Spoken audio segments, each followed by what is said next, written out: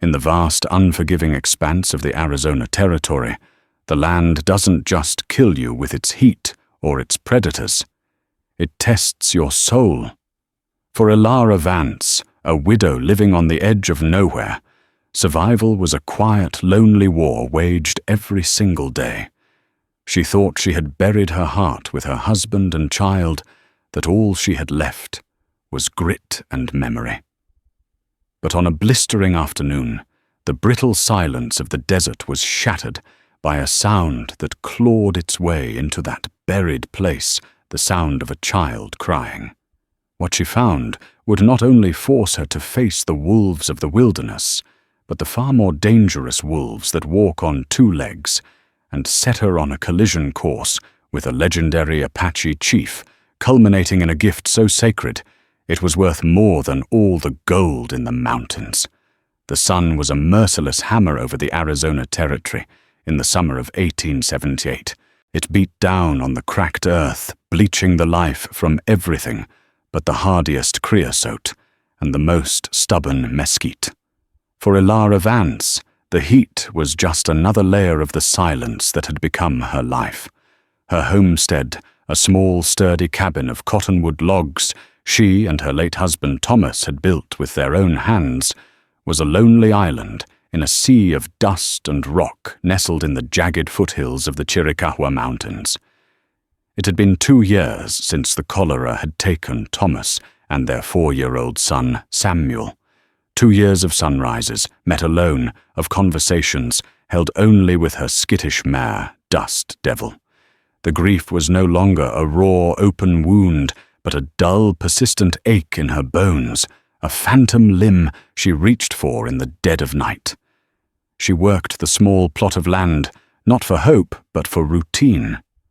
The rhythm of planting, weeding, and mending fences was the only thing that kept the silence from swallowing her whole.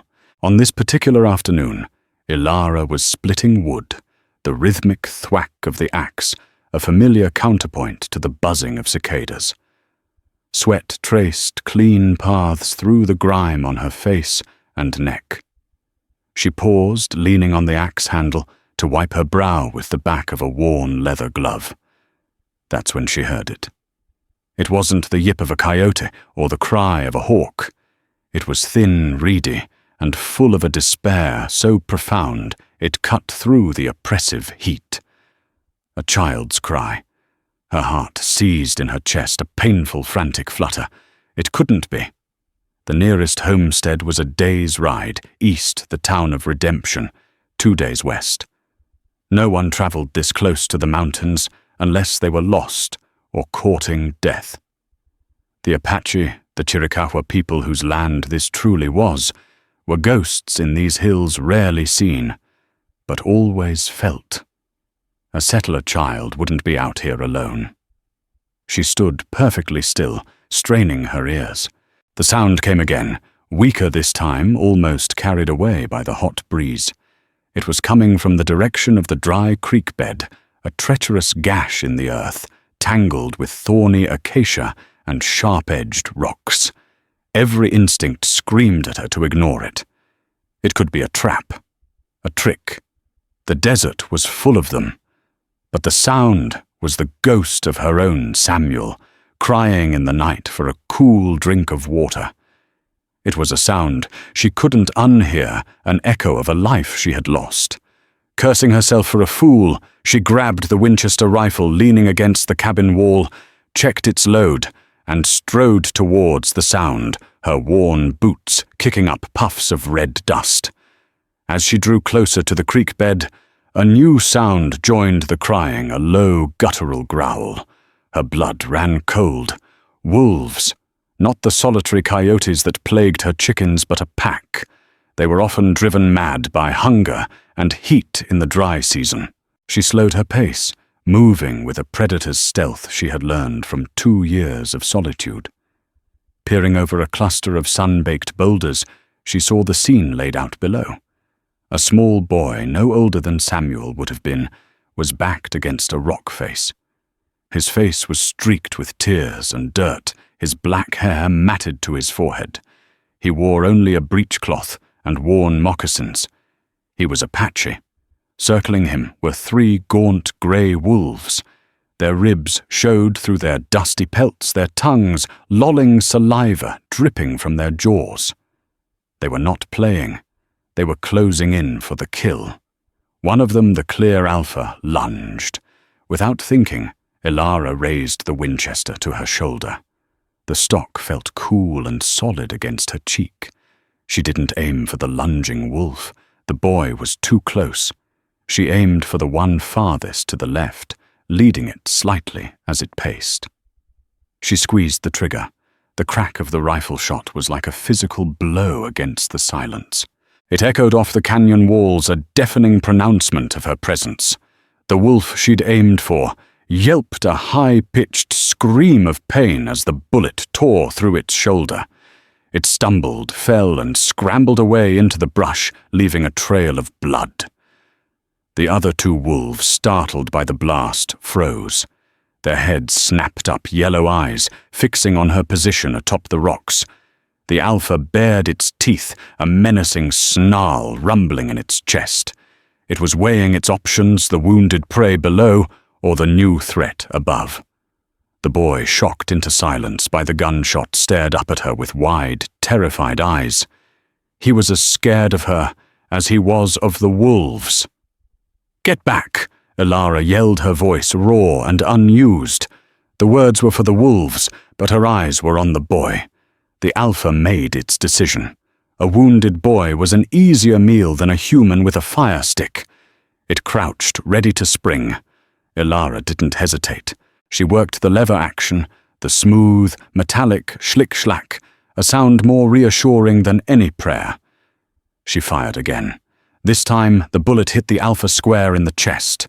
It leaped into the air with a strangled cry, then collapsed in a heap, kicking its legs for a moment before falling still. The last wolf, its nerve broken, turned and fled, disappearing into the labyrinth of rocks and scrub. Silence descended once more, thick and heavy, punctuated only by the boy's ragged hitching breaths. Elara kept the rifle trained on the empty creek bed for a long minute, her heart pounding a wild rhythm against her ribs. When she was certain the danger had passed, she slowly lowered the weapon and began to climb down the treacherous slope. The boy hadn't moved. He was pressed so tightly against the rock it seemed he was trying to merge with it. His small body trembled violently. As Elara approached, his eyes, dark and deep as a desert night, followed her every move. They held a terror that went beyond the wolves, a deep, soul-shattering fear. "It's all right," she said, softly, holding her hands up to show they were empty, her voice gentle. "You're safe now." He didn't understand the words, but he understood the tone. His trembling lessened, but the fear remained a wall between them. She knelt a few feet away, making herself smaller, less of a threat.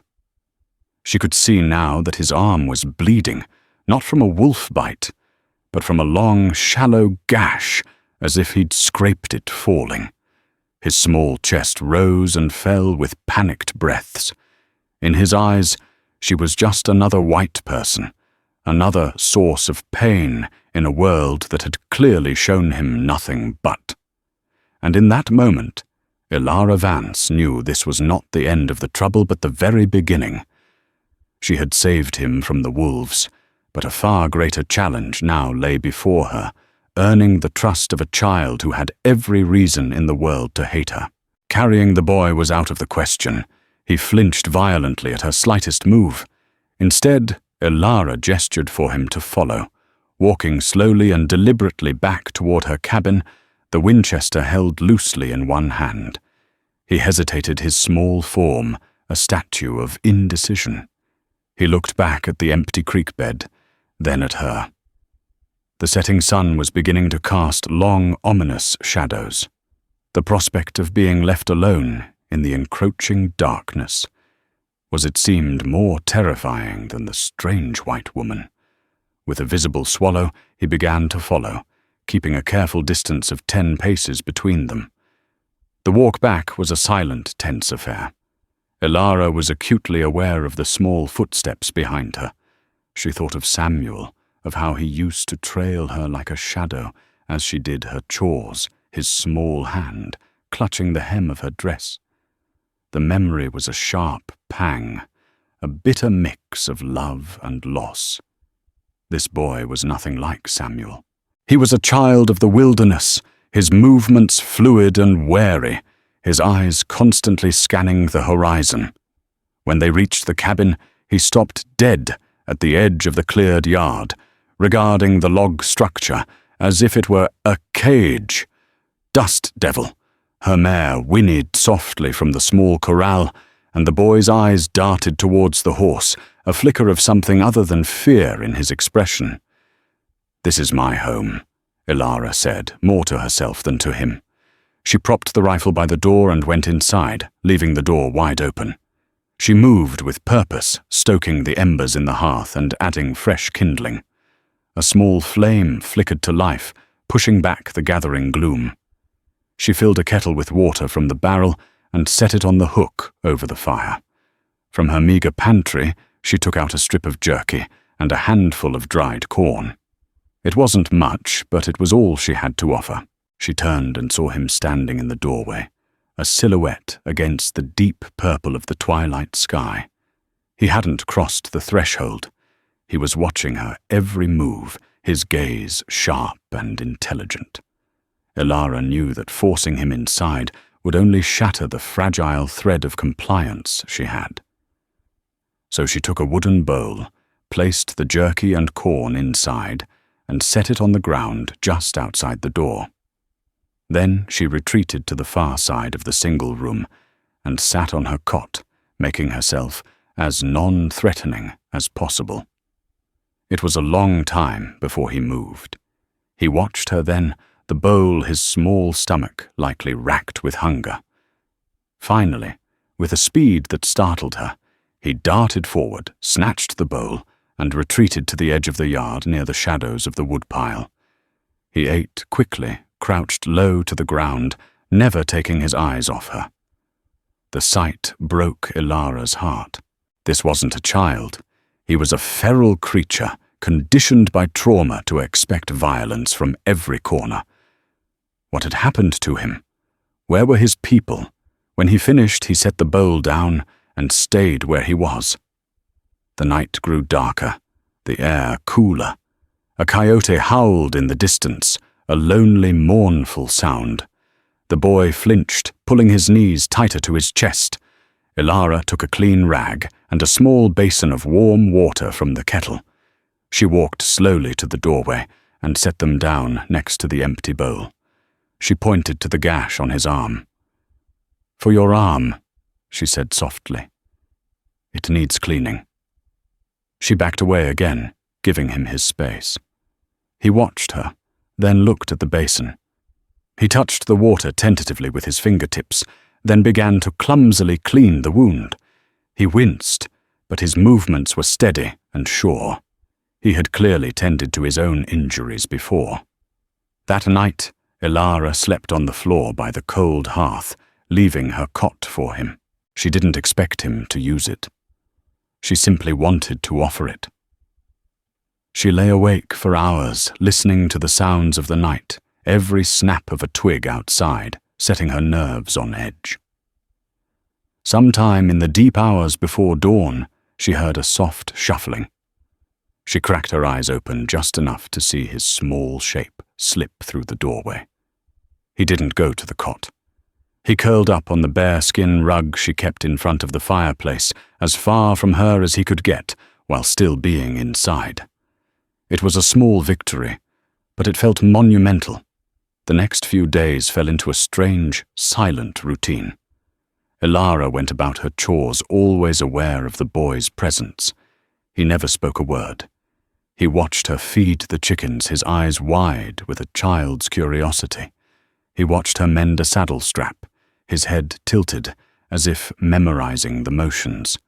He stayed outside a silent observer, but he no longer ran to the edge of the property when she came out. He ate the food she left for him and drank the water she offered. One afternoon she was tending to Dust Devil, brushing down the mare's coat. The boy crept closer, his gaze fixed on the horse.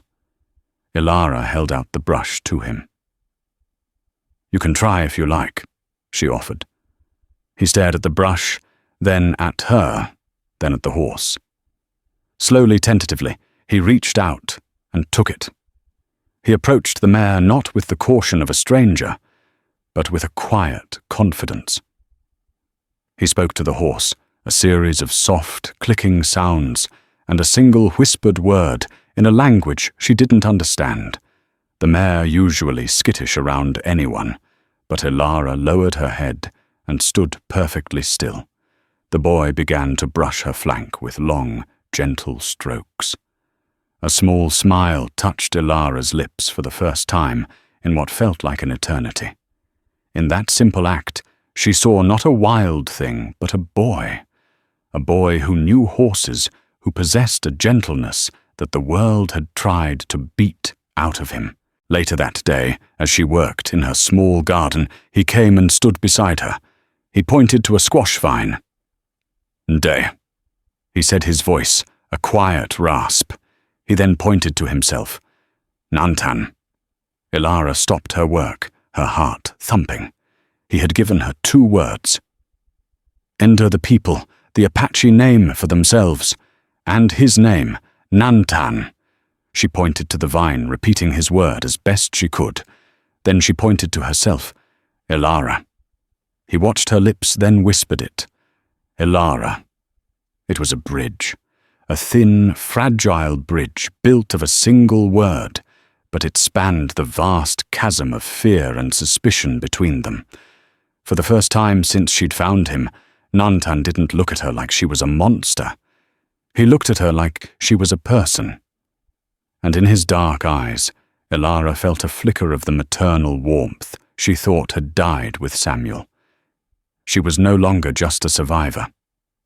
She was a protector, and she knew with a certainty that settled deep in her soul that she would protect this boy from whatever horrors had sent him running into the wilderness alone. The fragile peace of their silent cohabitation could not last. Ilara's supplies were dwindling. The flour sack was nearly empty. The coffee tin held only a few precious beans, and she needed salt to preserve the meat from the rabbit she'd snared. A trip to redemption was unavoidable. The thought filled her with a cold dread. Leaving Nantan alone was a risk, but taking him with her was unthinkable. A lone white woman with an Apache boy would be at best a spectacle. At worst, it would be a death sentence for them both. The sentiment in towns like Redemption was virulently anti-Apache. The papers were full of stories of raids and massacres, stoking the fires of hatred and fear. Settlers saw the Apache not as people defending their ancestral lands, but as savage impediments to progress. She tried to explain to Nantan using gestures. She pointed to the empty flour sack, then to the west, making a motion of riding. She pointed to him, then to the cabin, trying to convey that he should stay, hide, and wait. He watched her, with his usual unnerving intelligence, his expression unreadable. He gave a small, sharp nod. Whether he understood the specifics, he understood the command, be invisible. Before she left at dawn, she made sure the water barrel was full and left him a small pile of food. She also did something she hadn't done since Thomas died. She took the old Peacemaker revolver from its oiled cloth wrap in the bottom of their trunk. She checked the action, loaded it, and tucked it into the waistband of her skirt. The Winchester was in its scabbard on her saddle, but the weight of the pistol against her hip was a cold, grim reassurance. The ride to Redemption was long and hot. The town was a dusty collection of false-fronted buildings huddled along a single main street, a scar of civilization on the face of the desert. The sounds of a tinny piano from the saloon and the clang of a blacksmith's hammer grated on ears accustomed to silence. She tied Dust Devil to the hitching post outside Abernathy's general store, her eyes scanning the street. Men in dusty hats watched her, their gazes lingering. A lone woman was always a curiosity. Inside the store smelled of leather coffee and dust. Mr. Abernathy, a balding man with a perpetually worried expression, greeted her with a nod. Mrs. Vance, been a while. Heard a rumor you'd packed it in. Rumors travel faster than people, Mr. Abernathy. Ilara said, her voice flat. She handed him her list. Just the usual. As Abernathy gathered her supplies, the bat-wing doors of the saloon swung open, and a group of men swaggered out their spurs, jingling on the boardwalk. They were hard-looking men, their faces burned by the sun and creased with cruelty. Their leader was a tall, rangy man with a long, drooping mustache and pale, cold eyes. He wore 2 pistols tied low on his hips and carried himself with an arrogant swagger. "Sheriff Brody," the man called out, his voice a gravelly boom that carried across the street. "Buy you a drink, celebrating a successful business venture." Sheriff Brody, a portly man whose main qualification for the job seemed to be his ability to sweat profusely, emerged from his office. "What's the occasion, Jedediah?" The man Jedediah Kane grinned, revealing a row of tobacco-stained teeth. "Just a bit of pest control. Cleared out a nest of Chiricahua renegades up near the Gila. The government pays a handsome price for proof of the deed." He slapped a heavy canvas sack that hung from his saddle, and it made a sickeningly wet thudding sound.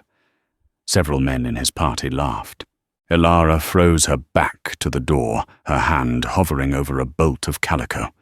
Scalps. These men were scalp hunters. They murdered Apache families for government bounties. A wave of nausea washed over her. They were on reservation land, Kane. Sheriff Brody said, his tone lacking any real authority. "That's army business. Reservation my foot." Kane spat. "They were raiding homesteads, stealing cattle. We were doing a public service. Besides, the army's too slow. We found their camp. Took 'em by surprise. The Bucks didn't put up much of a fight." He let out a low, cruel chuckle. "The squaws neither." Another man in the group, a scrawny fellow with weasel-like features, chimed in. "Missed one of the little ones, though. A boy. Skittered off into the rocks like a lizard. Probably wolf meat by now." Ilara's blood turned to ice. It couldn't be a coincidence. The location, the timing, the missing boy. The terror in Nantan's eyes wasn't just from the wolves.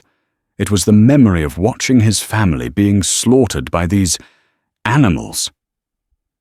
"He won't get far," Kane said, dismissing the thought. "And even if he does, what's one more stray good riddance?" Ilara felt a rage so pure and hot it nearly choked her. She wanted to turn around to pull the peacemaker from her skirt and empty it into Jedediah Kane's smiling face. Her hand trembled, her knuckles white where she gripped the edge of the counter. It took every ounce of her self-control to remain still, to keep her breathing even. Mr. Abernathy cleared his throat nervously, sliding her sacks of flour and salt across the counter. "That'll be $4, Mrs. Vance." His eyes darted toward the door, then back to her, a silent plea for her to finish her business and leave without incident. She paid him with numb fingers, her mind racing.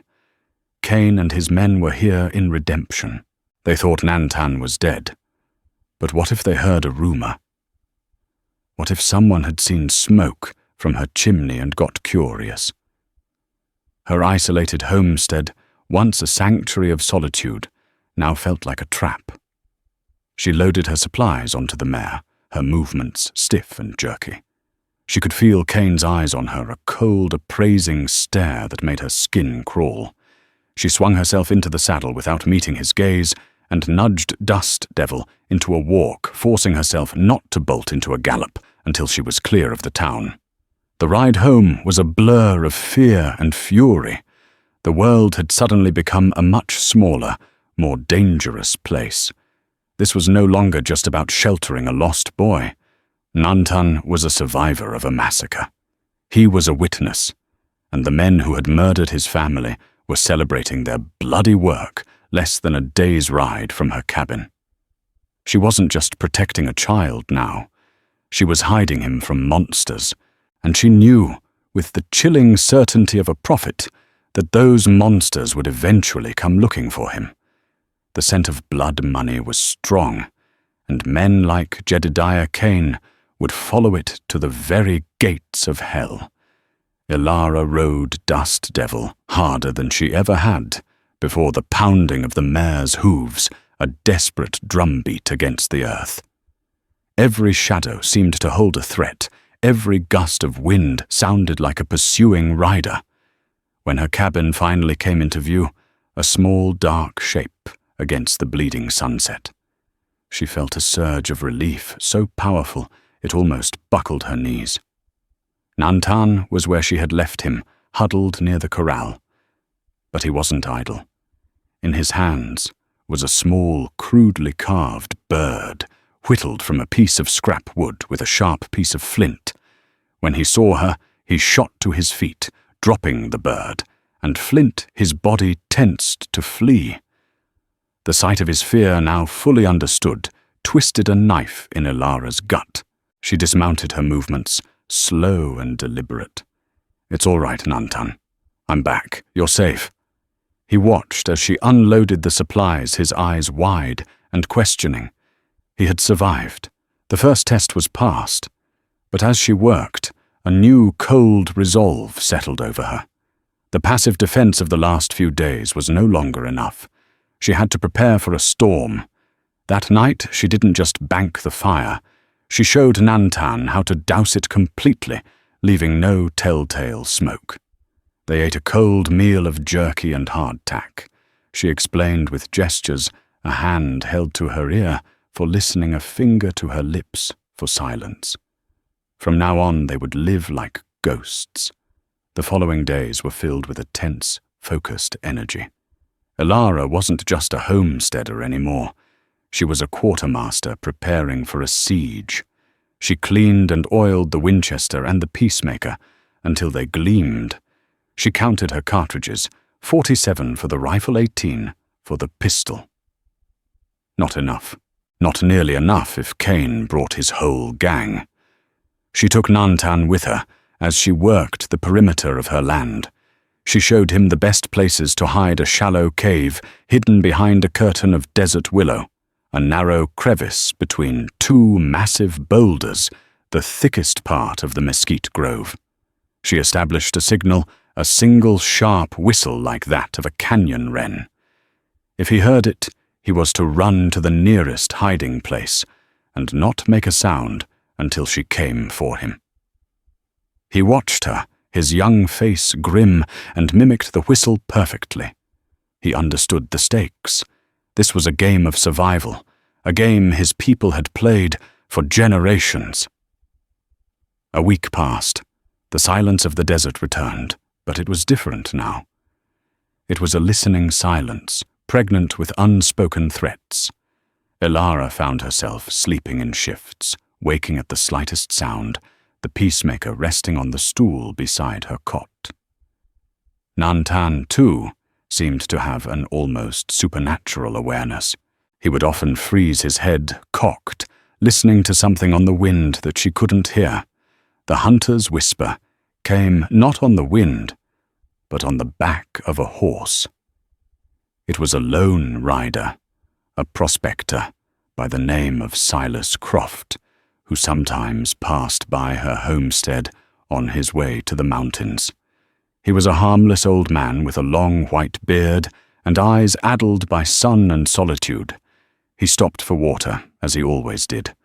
"Howdy, Mrs. Vance," he rasped, wiping his mouth with a dusty sleeve. "Heard some commotion over in Redemption the other day." Ilara's heart hammered against her ribs. She kept her expression neutral, ladling water into his canteen. "Is that so?" "Aye." Silas nodded, his eyes wide. Jedediah Cain and his scalp hunters were in town, bragging about cleaning out an Apache camp. But word is the army ain't happy. Seems Cain might have hit the wrong bunch. There's a chief, a real powerful one they call Kaelte, who's been keeping a fragile peace with the fort. The army thinks this might just stir up a hornet's nest. Kaelte. The name sounded like a stone dropping into a deep well. Silas leaned closer, lowering his voice conspiratorially. And that ain't all. Cain's been putting the word out.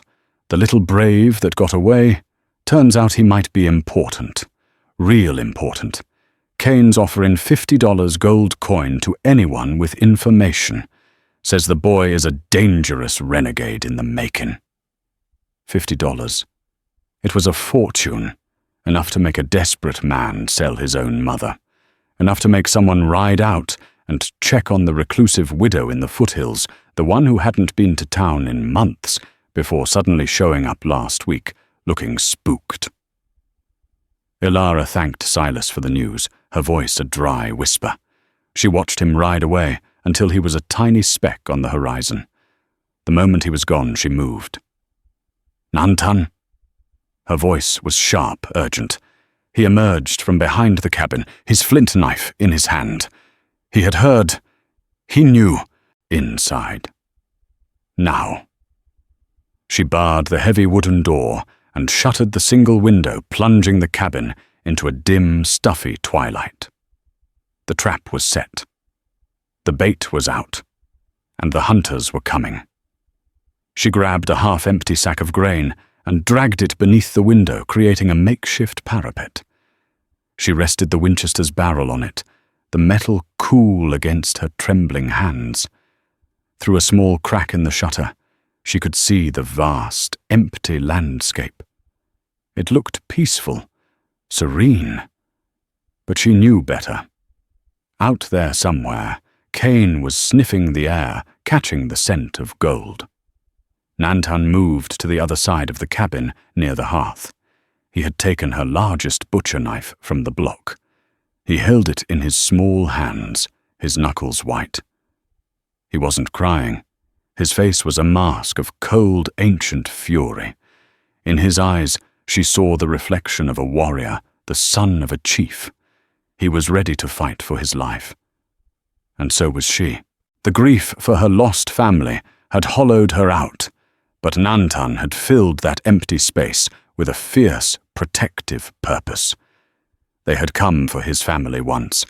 She would die before she let them finish the job. She sighted down the long barrel of the rifle, her finger resting lightly on the trigger. All they could do now was wait for the whisper of the hunter to become a roar. The waiting was a unique form of torture. Every skittering lizard, every bird taking flight sent a jolt of adrenaline through Ilara's system. The silence in the cabin was so absolute she could hear the frantic beat of her own heart and the soft, steady breathing of the boy beside her. Hours bled into one another. The sliver of light coming through the shutter crept across the floor, a slow-moving sundial marking the agonizing passage of time. They came in the late afternoon, when the sun was at its most punishing, casting long distorted shadows that could hide an army. Ilara saw them, first 4 riders cresting the low ridge to the east. They weren't riding fast, but with the lazy confidence of predators who know their prey is cornered. Jedediah Cain was in the lead, his lanky frame unmistakable even at a distance. He raised a hand, and the men spread out, forming a loose semicircle around the cabin, staying just outside of effective rifle range. It was a professional maneuver. They weren't fools. Ilara's mouth went dry. 4 of them. She had 47 rounds for the rifle. It wasn't a battle she could win. It was a delaying action. Nantan, she whispered, not taking her eyes off the riders. The cave. Go. Now. She didn't look at him, but she felt his hesitation. He wasn't going to leave her. Go, she hissed, finally turning to him. This is the fight. Your part is to live. That is how we win. Live. Now go. She saw the conflict in his young eyes, the warrior's instinct to stand and fight, warring with the child's instinct to obey the person who had become his protector. With a final sharp nod, he slipped to the back of the cabin. Ilara had weeks ago loosened one of the logs near the floor behind her cot, creating a small, hidden escape route just big enough for him. He slid through it like a snake and was gone, vanishing into the chaparral without a sound. Ilara said a silent prayer that he would remember the path to the hidden cave. A voice boomed from outside, startling her. "Hello, the cabin, Mrs. Vance. We know you're in there. We just want to talk." It was Kane. His voice was laced with a false, syrupy friendliness that was more chilling than any threat. Ilara remained silent, her eye pressed to the crack in the shutter. "Now there's no need for unpleasantness," Kane continued, his horse taking a few steps closer. "We got a report of a stray Apache boy in these parts. A dangerous little killer. We're just here on behalf of the territorial government to collect him. You just send him on out and we'll be on our way. No harm will come to you." Ilara's hands were slick with sweat on the stock of the Winchester. "Liar." "I'm alone," she shouted, her voice hoarse. "There's no one here but me. You've been misled." A coarse laugh came from one of the other men. "She's alone, boss." "Now, ma'am, we don't need to do this the hard way," Kane said, his tone hardening. "That boy is property of the U.S. government. Harboring him is a federal crime. We have every right to come in there and take him." "You're scalp hunters and murderers," Ilara yelled back, her rage finally boiling over. "You have no rights but the right to hang from a rope." There was a moment of silence. The false pleasantry was gone. When Kane spoke again, his voice was as cold and sharp as a shard of ice. "So that's how it's going to be. All right then, we'll give you 60 seconds to send the boy out. After that, we're coming in. And we won't be gentle." Ilara's world narrowed to the small patch of dusty land, visible through the shutter, the front sight of her rifle, and the figure of Jedediah Kane. He was a monster wearing a man's skin. He and his men had slaughtered Nantan's family, and now they had come to finish the job, cloaking their greed in the language of the law. The 60 seconds felt like an eternity. She could hear the men dismounting, the creak of leather. They were taking cover, preparing to advance. Her plan was simple and desperate, make them pay for every single foot of ground. The first shot came not from her, but from one of Kane's men, a blast of a shotgun against the heavy wooden door, making it shudder in its frame. Splinters flew into the cabin. That was the signal. Ilara centered her sights on a man moving behind the water trough. He was the weasel-faced one from town. She squeezed the trigger. The Winchester bucked against her shoulder, the roar of the shot filling the small space. The man cried out, clutching his leg, and fell into the dust, screaming curses. One down. 2 more shots answered hers, thudding into the log walls of the cabin. They were firing blind, trying to pin her down. She moved away from the window, crawling to a small chink in the logs on the other side of the door. She peered through. Another man was trying to circle around, toward the back of the cabin, likely to check for an escape route. He was moving from the woodpile to the corral. She waited until he was in the open. She fired. The man grunted, staggered, and fell behind the low stone wall of the corral. She couldn't tell if he was dead or just wounded. 2. "Damn you, woman!" Kane roared from his position behind a large boulder. "You're signing your own death warrant." They began to fire in a volley, a hailstorm of lead that tore through the cabin, the air filled with the smell of gunpowder and splintered wood. A bullet ricocheted off the cast-iron stove and buried itself in the wall inches from her head. She flattened herself to the floor, her ears ringing, tasting dust and fear. She knew she couldn't stay put. They would rush the cabin as soon as they had to reload. She scrambled to the back of the cabin to the escape hole Nantan had used. She pushed the log aside and slipped out the peacemaker now in her hand. The noise of the volley covered her escape. She kept low, circling around the dense thicket of mesquite that bordered her property. Her target was the fourth man, the one providing covering fire, while Kane directed the assault. He was positioned behind a cluster of rocks, reloading his rifle. She moved like a wraith, her footsteps silent on the sandy soil. She was 10 yards away when he heard something and started to turn. He wasn't fast enough. She raised the peacemaker with both hands, just as Thomas had taught her, and fired. The heavy-caliber slug hit him in the chest, throwing him back against the rocks. 3. Now it was just her and Kane. She saw him peering from behind his boulder, trying to figure out where the last shot had come from. He knew she was no longer in the cabin. The game had changed. Now they were 2 hunters in the wilderness. But this was her land. She knew every rock, every bush, every dip and rise in the terrain. She crept through the deepening shadows, circling to get a better angle. She could hear Kane's frustrated shouts. "Come on out, witch. Face me like a man." Suddenly, a terrifying sound cut through the air.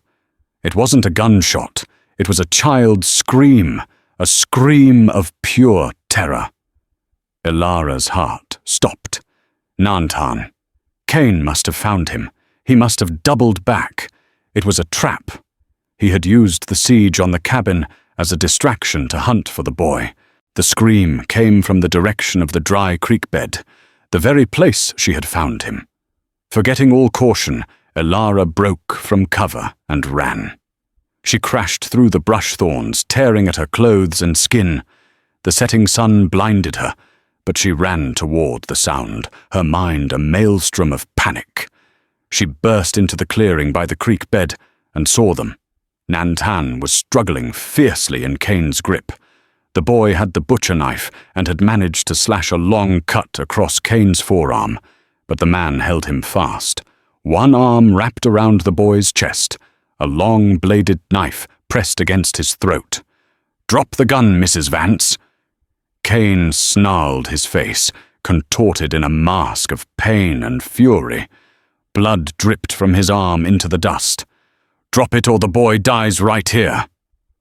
Ilara stood frozen, the peacemaker feeling impossibly heavy in her hand. She was caught. She had walked right into his trap. The hunter had become the hunted, and the prize was Nantan's life. The world seemed to shrink to the space between Ilara and Jedediah Kane. The setting sun cast them in a blood-red light. The only sounds were Nantan's ragged breaths, Kane's heavy panting, and the frantic drumming of Ilara's own heart. "I said drop it!" Kane yelled, pressing the knife harder against Nantan's neck. A thin line of red appeared on the boy's skin. Nantan went rigid, a choked gasp escaping his lips. Ilara's mind raced, searching for an option. Any option, but there was none. She couldn't risk a shot with the boy as a shield. Her bluff was called. Her fight was over. With a feeling of utter defeat, she slowly bent her knees and placed the peacemaker on the ground. Kane's cruel grin returned. "That's a smart woman. Now kick it over here." She did as she was told, sliding the pistol across the dusty ground with her foot. It stopped a few feet from him. He kept his grip on Nantan, his eyes never leaving her. $50. Kane said almost to himself, his gaze on Nantan, a mixture of greed and hate. $50 for this little whelp, and a bonus for the scalps of his kin. He looked back at Ilara, his eyes glinting. "You've caused me a lot of trouble, Mrs. Vance. Killed my men. Cost me time and ammunition. I'm going to have to take my payment out of your hide." He was going to kill them both. He would kill the boy, then her, and burn the cabin to the ground. There would be no witnesses, just another tragic story of a lone woman who fell victim to the wilderness. Ilara braced herself. She met Nantan's eyes over Kane's arm. She tried to pour every ounce of strength she had left into that gaze, a silent apology for failing him. He stared back, his young face no longer terrified, but filled with a cold, hard resolve. He wasn't looking at her. He was looking just past her, at the ridge behind her. And then the world changed.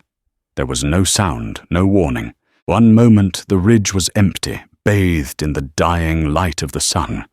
The next it was lined with them. Figures on horseback, silent and motionless as the rocks themselves. At least 20 of them. They were lean, hard-faced men with long black hair, armed with rifles and bows. They were ghosts made of flesh and blood. Apache warriors. Cain saw the change in her expression and risked a glance over his shoulder. His face went slack with shock, the color draining from it until it was a pasty white. The hunters had become the prey. For a long moment, no one moved. The warriors on the ridge sat on their horses, their dark eyes watching the scene below with an unnerving stillness. They were an elemental force, a manifestation of the land's own judgment. Then one rider separated from the group and began to make his way down the slope. He was taller than the others, with a presence that commanded authority. His face was a mask of chiseled granite etched with lines of grief and fury. His eyes fixed on Nantan burned with an intensity that seemed to scorch the very air. As he drew closer, Elara saw the intricate beadwork on his buckskins and the single eagle feather tied in his hair. This was no ordinary warrior. This was a chief. Cain, recovering from his initial shock, tightened his grip on Nantan. He was a cornered rat, and he knew it. "Stay back!" he screamed at the approaching chief. "I'll kill him! I swear to God, I'll kill him!" The chief did not stop. He didn't even look at Cain. His entire being was focused on the boy. And then he spoke his voice, low and resonant, a name carried on the wind. Nantan. The boy who had been struggling suddenly went still. He looked at the chief, and a single word escaped his lips, a word full of pain and relief and love. Ta, father. So this was Kailte, the chief Silas had spoken of. He had not come for war. He had come for his son. Kailte stopped his horse about 30 paces away. He finally looked at Cain, and his eyes were voids of cold, bottomless rage. He said nothing. He simply waited. The pressure of his silent gaze was more terrifying than any threat. Cain began to crack. Sweat poured down his face, mixing with the dust and blood.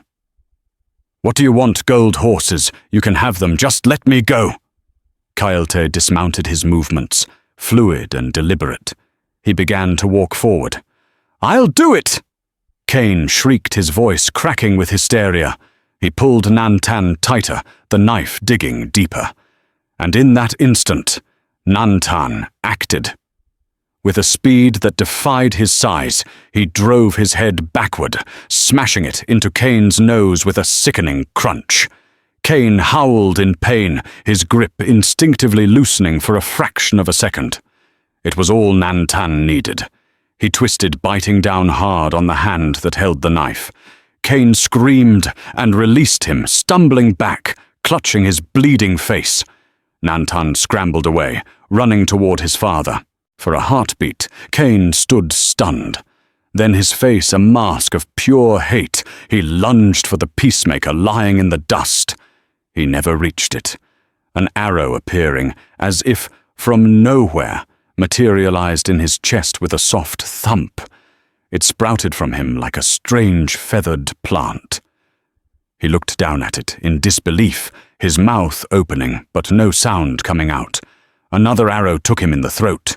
He gargled a horrific wet sound and collapsed into a heap, his body twitching once before falling still. The warriors on the ridge had not moved.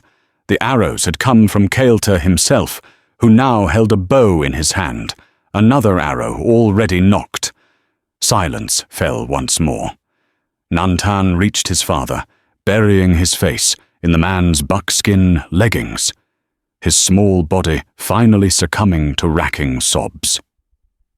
Kael'ta placed a hand on his son's head, his stony expression softening with an immeasurable heart-wrenching grief. He let his son cry his own eyes, scanning the scene, the dead bodies of Cain's men, the besieged cabin, and finally Elara. She stood frozen, covered in dust and blood, a lone white woman, in the middle of a scene of brutal reckoning. The Apache warriors began to descend from the ridge, their faces grim, their weapons ready. They surrounded her, their horses, shuffling nervously in the twilight. She was completely at their mercy. She had saved the chief's son, but she was still a white-eye and intruder on their land. She did not know if she had earned a reprieve or simply a different kind of death. The world was a circle of grim, unreadable faces. The Apache warriors sat on their ponies, their presence an overwhelming weight, waiting for a word from their chief. Kael'ta's focus was entirely on his son. He knelt, listening intently, as Nantan spoke in the soft, flowing cadence of the Chiricahua language. The boy's story tumbled out a tale of wolves' shelter and a desperate fight, his small hands gesturing first to the creek bed, then the cabin, and finally to Elara. As Nantan finished, the cold fury on Kael'ta's face was replaced by a look of profound consideration. He gave a sharp command. With chilling efficiency, his men began removing the bodies of Cain's gang, erasing the bloody scene from the land. Another warrior retrieved Elara's peacemaker from the dust, and with a nod from Kael'ta, returned it to her handle first. It was a clear gesture she was not their enemy. Kael'ta then walked toward her Nantan by his side. He stopped a few feet away, his gaze direct and piercing. "You are the woman Elara." He said his English clear. "You fought for my son. Why our people are not yours?" The question held the weight of a century of conflict. Elara looked at the boy whose life she had saved, and thought of the son she had lost. "He was a child," she answered, her voice steady. "He was alone and afraid. That's all that mattered. No child deserves to be hunted." Kael'ta held her gaze, searching her eyes, and finding only an honest, unbreakable truth. He gave a slow, solemn nod. Turning to his horse, he retrieved an object wrapped in soft deerskin. With reverence, he unwrapped a simple circlet of beaten silver, etched with delicate moons, and centered with a single turquoise stone. "My wife Nantan's mother was killed by these men," Kael'ta said, his voice thick with grief. This was hers. It was made from the silver in the heart of these mountains. He held the crown out in his open palms. "It is the only thing I have that is worthy. You saved the part of her that still lives in my son." "I cannot take this," Elara whispered, overwhelmed by the sanctity of the offering. "It is not a gift. It is a sign," Kael'ta insisted. "As long as you hold this, you are a friend to my people. You are Dagotehe, one of us. You will walk safely in these mountains." He stepped forward and gently placed the silver crown on her head. Nantan came forward and briefly touched her hand, a silent, heartfelt goodbye. He then mounted behind his father. Kael'ta gave Elara one last solemn nod, then turned his horse towards the mountains. His warriors fell in behind him, a silent procession of ghosts melting back into the twilight. Elara stood alone in the deafening silence, the cool weight of the crown on her head, a symbol of a sacred bond forged in blood and fire. The story of Elara Vance and the Apache boy isn't just a tale of survival in a harsh and violent land. It's a powerful testament to the fact that courage isn't about the absence of fear, but about acting in spite of it. It's a reminder that compassion is a language that transcends all barriers of culture and race, and that a single act of kindness can echo through generations. The silver crown wasn't a payment for a debt, but a symbol of a sacred trust, a bond forged in blood and fire between two worlds that were supposed to be at war. It proves that even in the darkest corners of history, humanity's light can shine through in the most unexpected ways.